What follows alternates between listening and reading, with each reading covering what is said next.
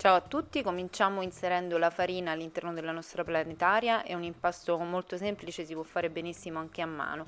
Mettiamo la farina, l'acqua, c'è anche chi lo fa con il latte, ma io per questa ricetta preferisco usare solo l'acqua. Aggiungiamo il lievito chimico, lo zucchero e cominciamo ad impastare. Successivamente aggiungeremo, ecco adesso aggiungiamo il lievito, ovviamente potete anche ridurre la quantità di lievito e aumentare i tempi di lievitazione, così come potete aumentare la quantità di lievito e diminuire i tempi di lievitazione. Spero che mi abbiate capito. Andiamo avanti. Impastiamo a bassa velocità. Quando l'impasto comincia ad attaccarsi al gancio, aggiungiamo il sale.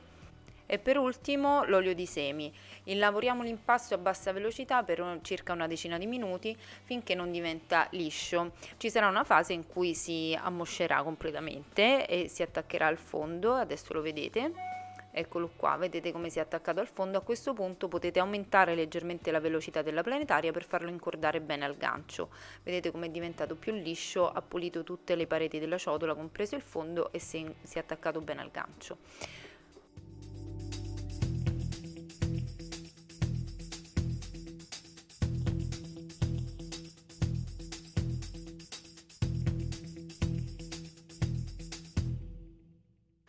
Trasferiamo l'impasto sul piano di lavoro, vedete come è molto morbido perché usando una farina debole non si va a formare una maglia glutinica forte, quindi date qualche piega di rinforzo in modo da lisciare la superficie, aggiungete anche un po' di farina se vi serve, ecco io l'aggiungo adesso, e mettete a lievitare, formate una pallotta e lo mettete a lievitare in una ciotola coperta con la pellicola. Nel forno spento con la luce accesa in 2 ore dovreste avere l'impasto raddoppiato. Se fa molto freddo ci metterà di più, così se fa più caldo ci metterà meno tempo. Questo lo sapete che dipende sempre molto dalle temperature che avete a casa.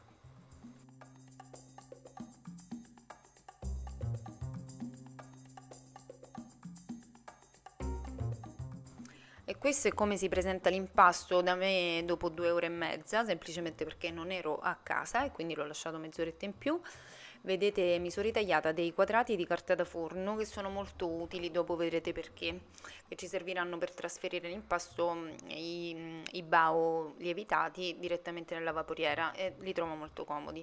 Comunque, ci rovesciamo l'impasto sul piano di lavoro, aiutatevi anche con le mani se serve, e diamo qualche piega di rinforzo perché l'impasto risulterà molto molto morbido. Quindi facciamo una piega a portafoglio, poi ruotiamo l'impasto e facciamo qualche altra piega. Il numero di pieghe non è importante perché dipende molto dalla farina che utilizzate, la cosa importante è che sentite l'impasto un po' più compatto e più tenace. Quindi dopo che abbiamo fatto le pieghe copriamo con la ciotola o con la pellicola come volete, anche con una teglia capovolta potete coprirlo, oddio, e lo lasciamo riposare in modo che il glutine si rilassi e che quindi si possa poi stendere col mattarello facilmente. Quindi adesso stendiamo col mattarello, se vedete che l'impasto si ritira, che fate fatica a stenderlo, dovete semplicemente farlo riposare qualche minuto in più, una decina di minuti, 15 minuti, questo sempre dipende dalla farina. Stendete il vostro impasto fino ad avere uno spessore di circa mezzo centimetro, più o meno, questo dipende anche da come volete voi i bao, se li volete più sottili o meno sottili. A me piacciono leggermente più spessi, ecco, vedete lo spessore. E poi con un coppapasta, il mio è da 9 cm, ma potete farli più grandi o più piccoli, vi ricavate questi dischetti.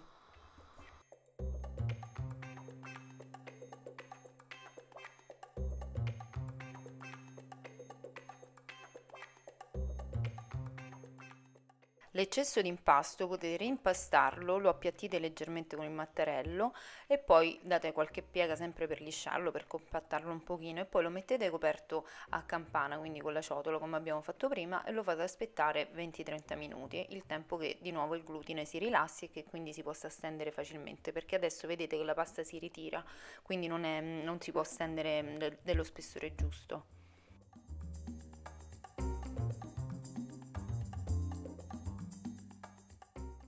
Adesso prendiamo un quadratino di carta da forno, mettiamo sopra un disco, se non volete usare la carta da forno non importa, fatelo sul piano di lavoro infarinato, e mettiamo su una metà del dischetto un pezzettino di carta da forno, un rettangolino.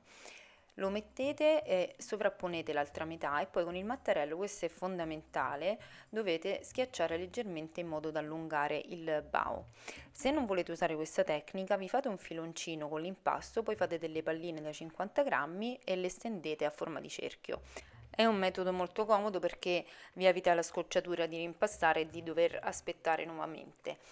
Comunque ve ne faccio vedere un altro, pieghiamo a metà col pezzettino di carta da forno in mezzo e schiacciamo leggermente, vedete che non spingo molto, è una cosa molto leggera in modo da allungare leggermente il bao. Questo è fondamentale per evitare che in cottura si apra completamente, perché essendo un po' più allungato farà fatica. Vi faccio vedere l'ultimo, questo era sempre un bao che ho fatto però con una parte di farina integrale.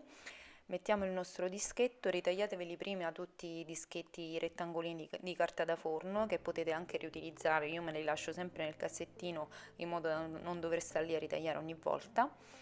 Schiacciamo col mattarello ed ecco il nostro bao pronto. Come vi ho detto, questo è lo spessore secondo me ideale, ma se li volete più sottili potete farli ancora più sottili, dipende dal risultato che volete ottenere. Se invece volete fare i baoz, che sono quei paninetti ripieni, vi prendete un cerchietto e con il mattarello cercate di allungare solo l'estremità, lasciando più spessa la parte centrale che è quella dove ho messo il ripieno.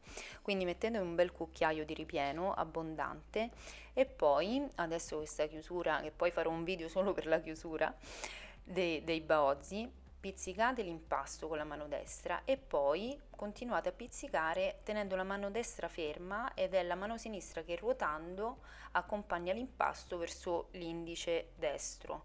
Alla fine, quando avete finito l'impasto, sempre con la mano destra continuate a ruotare in modo da chiudere bene il panino, lo schiacciate, poi lo arrotondate un pochino con le mani ed è pronto.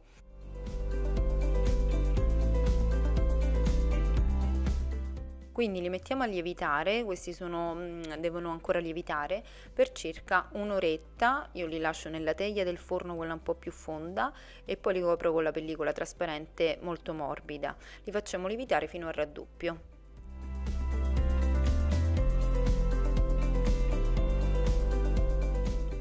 E questi sono i bao pronti da cuocere, hanno lievitato da me circa 45 minuti, 50 minuti.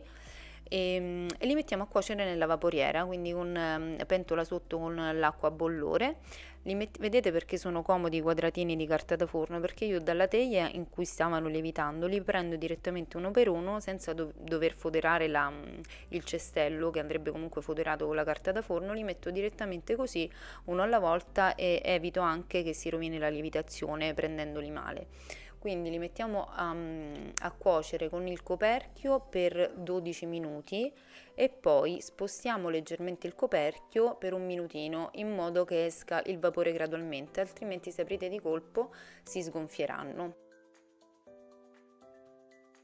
Ed ecco i nostri bao pronti, vedete come sono belli gonfi, a me piacciono così. Vi ricordo, se li volete più sottili vi basterà semplicemente fare l'impasto più sottile, fare il vostro dischetto più sottile. E guardate quanto sono morbidi, cioè proprio una nuvola. Farciteli con quello che più vi piace, i miei figli ci hanno messo prosciutto, salame, Nutella, di tutto.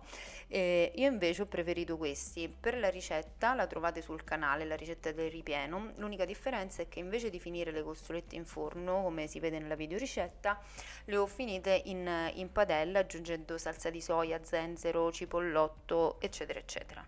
E questo è stato il risultato. Addio dieta. Bene, allora, se vi è piaciuto questo video visitate la mia pagina Instagram, la mia pagina di Facebook, mandatemi le vostre foto che mi fa sempre tanto piacere e vi ringrazio per aver guardato questo video e alla prossima. Un bacio, grazie.